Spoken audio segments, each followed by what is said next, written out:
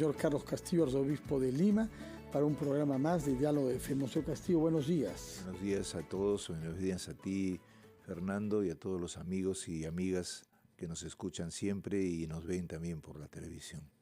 Bueno, esta semana hemos tomado conocimiento de una larga entrevista hecha por una periodista argentina, Bernarda Llorente, al Papa. Durante 1 hora y media nos hace saber ella, en que lo ha encontrado recuperado de las dolencias que le han impedido hacer un viaje al África, por lo cual se ha excusado el Papa, en la que aborda una serie de temas en las que mezcla una actitud crítica hacia ciertas tendencias en el mundo contemporáneo con un optimismo pensando en la juventud. Y el título que la periodista le ha puesto a esa larga entrevista con el Papa, una de las más largas que ha concedido en su pontificado de 9 años, es: de esta crisis nadie va a salir solo. Así es. Él siempre ha dicho esta frase, de una crisis o se sale juntos, ¿no? O fracasamos o salimos mal, ¿no? Nunca se sale igual. Y en este caso concreto agregado esto, ¿no? Que la salida real de la crisis implica el tomarse de la mano, dice él, ¿no? Y esto va para todos nosotros porque estamos sumergidos también como iglesia y como país en una crisis muy grande y debemos tomar conciencia de que ese es nuestro contexto actual y que vamos a un mundo muy diferente al que tenemos actualmente porque termina un tiempo de ilusión y de aparente estabilidad, pero que en realidad ha generado una tendencia a la inestabilidad muy grande y hay que resolver ese problema, cómo adquirir una estabilidad adecuada, justa, no una estabilidad pasajera como la que ha habido en estos últimos 20, 25 años, ¿no? Por otra parte, la periodista lo interroga sobre unos fenómenos globales, destacando que la voz del Papa es una voz excepcional en el mundo, porque en cada país hay dirigentes, algunos notorios y con influencia mundial, pero ninguno habla en nombre de los intereses de base de toda la humanidad. Así es. ¿Qué es lo que el Papa puede hacer por su función y por su independencia de todo país?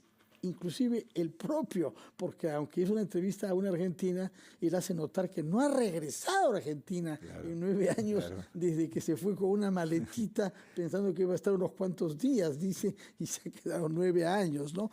Él menciona como temas de su preocupación cuando observa el conjunto de la humanidad el aumento de la desigualdad, el riesgo del calentamiento del clima descontrolado, el individualismo exacerbado y el mal funcionamiento de los sistemas políticos de representación. Así es. Son problemas que efectivamente tenemos en el Perú, nos demos cuenta o no. Así es.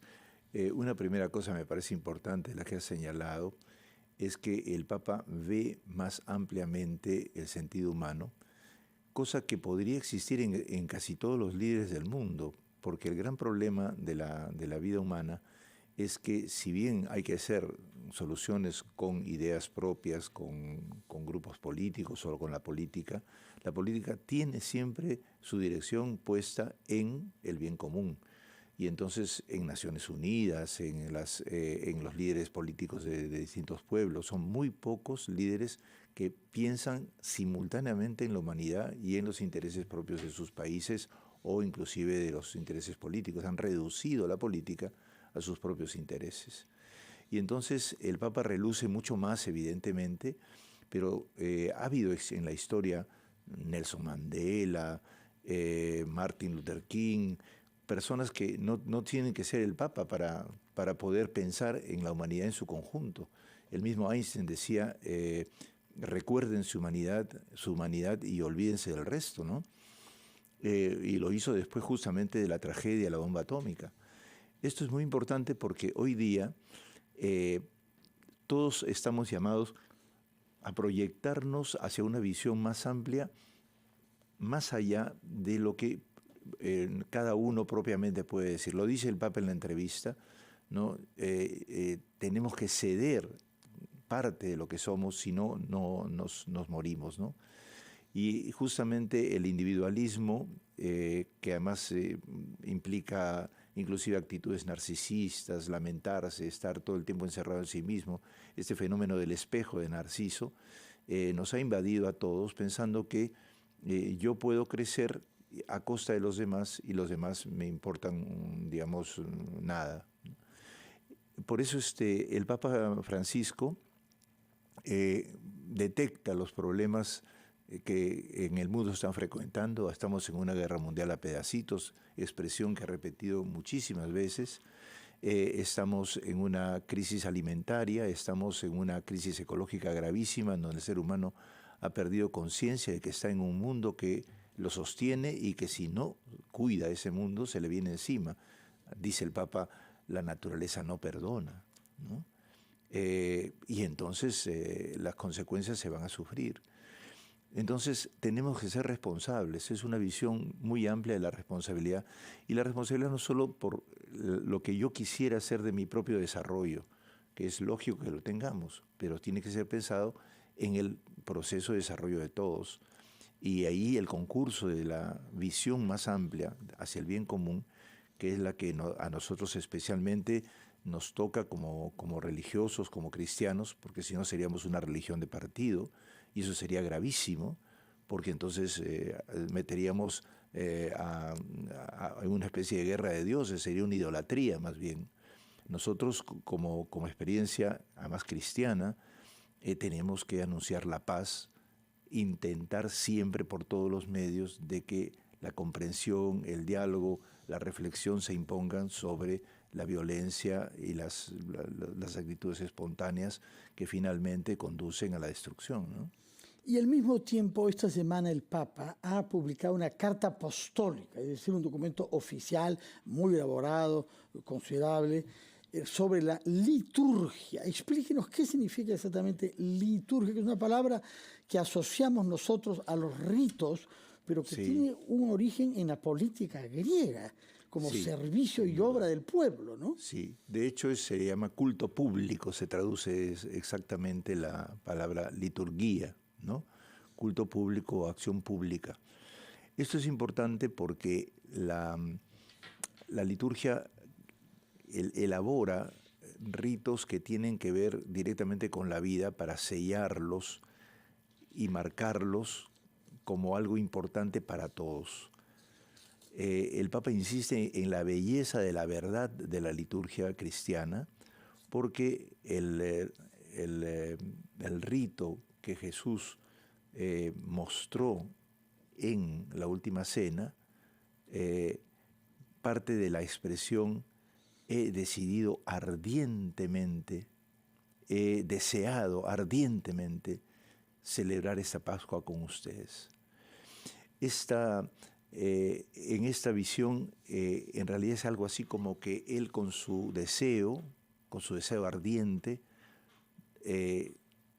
plantea que ese rito que va a ser en la última cena se va a concluir exactamente a través de la entrega de su cuerpo y de su sangre en la cruz como un sacrificio, digamos, de generosidad, de entrega generosa para la humanidad y al Padre. Y es muy importante que el Papa dice una frase muy linda, ¿no? Dice, si fuera un simple recuerdo, si fuera podríamos decir, una simple escenificación, y no la real entrega de su vida vivida en esa experiencia ardiente, entonces después de la muerte del Señor no tendrían deseo de encontrarlo. Tendrían deseo de saber de él, de tener memoria. Lo que pasa es que la constitución de un rito vivo y una celebración comunitaria, que además fue gratuita absolutamente, porque él los invita. Y finalmente, asistir a la misa significa renovar el acto de comer en común el cuerpo y la sangre. La liturgia es eso, básicamente. Es un acto comunitario. Bueno, no es una especie de alimento espiritual individual. Vamos a leer entonces esta carta apostólica del Papa, que requiere su tiempo y su hay que asimilarla. Yo invito a todo el pueblo de Dios que lo haga, ¿no? Sí, Es muy porque interesante. no está dirigida solamente a los obispos y a los clérigos, sino a los laicos también. En general, También. las cartas apostólicas me parece que eran más bien restringidas a las cartas para los Sí, obispos. sí, esto está Para todos. dirigido a todos, Ya, sí. muy bien. A todos. En todo caso, quizá el sábado próximo podrá hablarnos más sobre este documento. Permítanos ir a una pausa, después de la cual escucharemos palabras pronunciadas por el Papa este miércoles en el Vaticano, que las comentará usted de la misma manera que los pasajes que corresponden a la misa de mañana.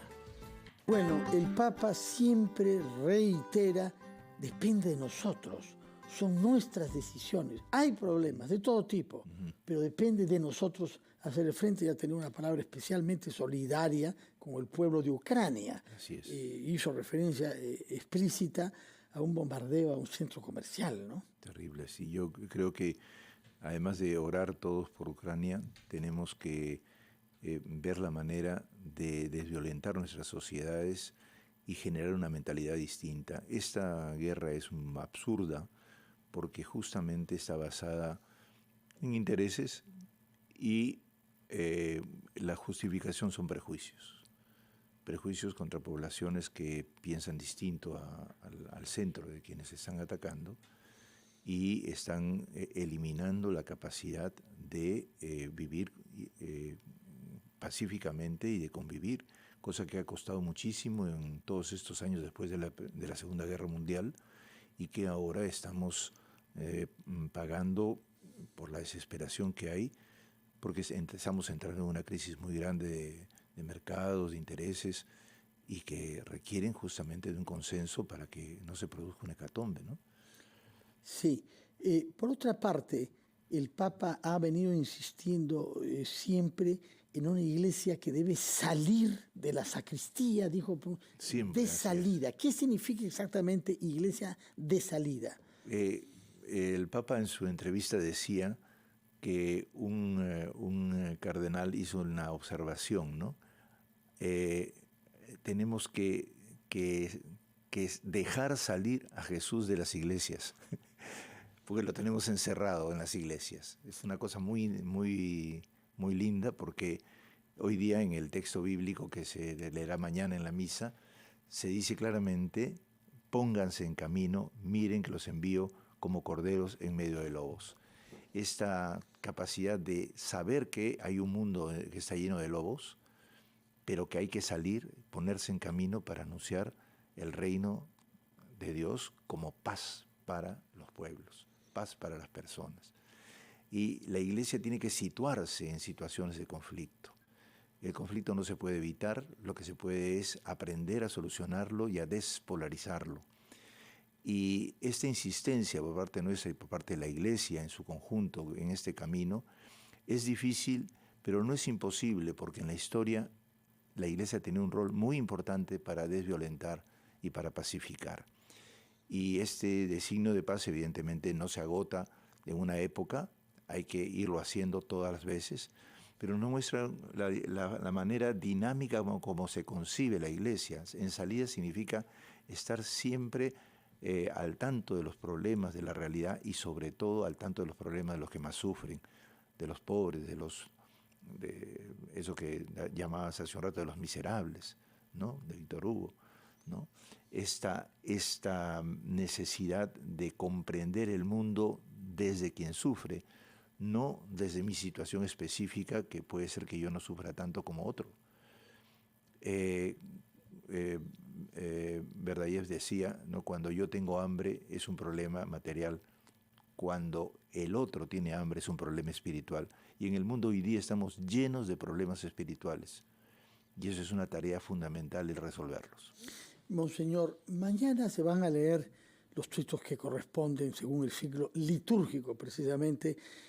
Habrá un pasaje del Evangelio de Lucas sobre el envío que Jesús hace a 72 discípulos. Explíquenos quiénes son estos 72. Bueno, Lucas usa una nomenclatura numérica que viene además de origen babilonio. Los babilonios multiplican siempre sobre los bases de los meses del año, ¿no? Son 12, y entonces Ellos son los que inventan, creo, el calendario de 12 meses y el zodíaco también, ¿no? Así es. De 12 signos. Entonces, esta es una multiplicación de los apóstoles. Ya no son los 12 originales, que fueron la comunidad, digamos, inicial de Jesús, sino se van multiplicando esos discípulos. Y este 72 simplemente es un múltiplo que permite siempre pensar en que hay los 144.000 que están en el Apocalipsis, ¿no? Que es toda la humanidad. Es 12 por 12, es un múltiplo de 12, multiplicado quiere decir la totalidad de la humanidad, que son los salvados. Dios quiere salvar a toda la humanidad. Y entonces, si eso es así, solamente cuando nos ponemos en camino con ligeros de equipaje, sin muchos atuendos, sin muchos enredos, ¿no? Si nos ponemos en disponibilidad al Señor a través del camino, entonces hacemos un proceso de cercanía, de encuentro y de suscitación de la presencia del reino y de la paz. Hace poquito me decía un padre que habían salido los sacerdotes a un edificio y que fueron casa por casa ofreciéndoles días antes a través de una señora vecina bendecir las casas, y la aceptación ha sido enorme, ¿no? Entonces estaban felices porque todo el edificio recibió la bendición, ¿no? En nuestro pueblo hay una dimensión de la fe que quizás no se deje a gente que no viene a misa muchas veces, pero lo importante es que hay una apertura. Esa apertura en todo ser humano existe y es necesario fortalecerla. Y también generar, por eso el Papa ha escrito la carta sobre liturgia, generar que cuando vivimos la liturgia, luego nosotros también nos convertimos en testigos y anunciadores. Y también tenemos eso que tú decías, la responsabilidad, no solo de enfrentar los problemas, sino también de anunciar el Evangelio. Un cristianismo responsable es un cristianismo dinámico, no es un cristianismo estático que se quede a esperar, no que venga la gente, sino que va a buscarla. De acuerdo. De manera que podremos oír más en la homilía que usted haga mañana del pasaje del Evangelio de Lucas que corresponde a la misa de mañana, según, repito, nuestro calendario litúrgico. Monseñor, antes de separarnos, quisiera que, como es costumbre, nos ofrezca la bendición al pueblo de Lima, a su diócesis, pero en general a todos los peruanos, creyentes o no creyentes. El día de mañana voy a visitar la parroquia de Santa Sofía, Santa Magdalena Sofía Barat, en el Agustino, donde el padre Alcoz y toda su comunidad, que tiene ya 16 años trabajando con ellos, un excelente sacerdote. Voy a alegrarme mucho visitarlos y quiero, además de recordarlos a ellos, enviarles ya de antemano la bendición, y con esta bendición también a todo nuestro pueblo en estos momentos en donde sentimos el degrado, la decadencia de visiones y de maneras de ser que desgraciadamente están afectando demasiado a nuestra sociedad, especialmente entre su sector dirigente.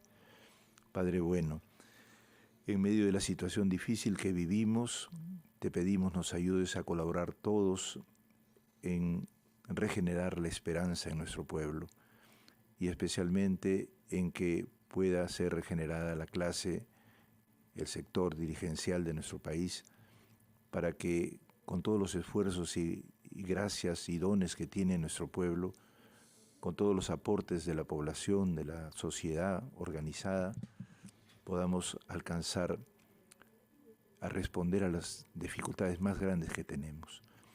Ayúdanos, danos fuerza, danos inteligencia, y danos también capacidad de diálogo. Y la bendición para todo nuestro pueblo, en el nombre del Padre, del Hijo y del Espíritu Santo. Amén. Muchas gracias, Monseñor Carlos Castillo, por su presencia acá y por su compromiso con la diócesis de la que usted es cabeza. Será hasta el próximo sábado en Diálogo